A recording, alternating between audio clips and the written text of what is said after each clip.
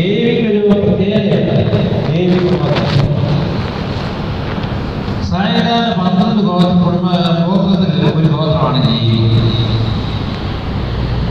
എല്ലാ ഗോത്രത്തിനും യഹോവ സ്ഥലങ്ങളും ദേശങ്ങളും തിരിച്ച് അളന്ന് തിരിച്ചു കൊടുത്തു. ലേവിക്ക് മാത്രം ലേവിയോട് പറഞ്ഞു, നിനക്ക് ഒന്നും വേണ്ട.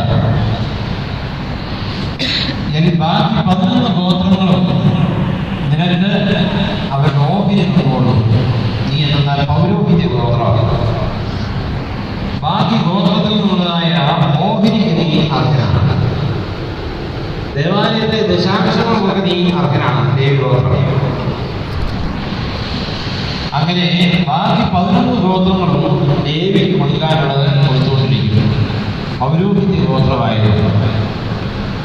അതാ ഇന്നും സഭയിലെ രീതി. അതാണ് നിങ്ങളൊക്കെ ഞങ്ങൾക്ക് എന്തെങ്കിലും തന്നുകൊണ്ടിരിക്കും. ഇത് കർത്താവിൻ്റെ കാലം മുതൽ യഹോവയുടെ കാലം മുതലുള്ളതാണ്, പഴയ നിയമം മുതലുള്ളതാണ്. പക്ഷേ ഇത് നിങ്ങളെക്കാളും കൂടുതലും ഞങ്ങൾക്ക് പലർക്കും ഉണ്ട്. അതാണ് വേറെ. പക്ഷെ പണ്ട് അങ്ങനെ അല്ലായിരുന്നു. ലേവിക്ക് ഒന്നുമില്ലായിരുന്നു.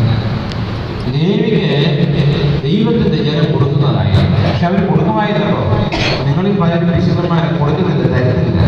എങ്ങനെ ബലോദാശായിട്ട് അച്ഛനെ എങ്ങനെ പറഞ്ഞിരിക്കുന്നത്. പക്ഷെ ലേവി അങ്ങനെ അല്ലായിരുന്നു.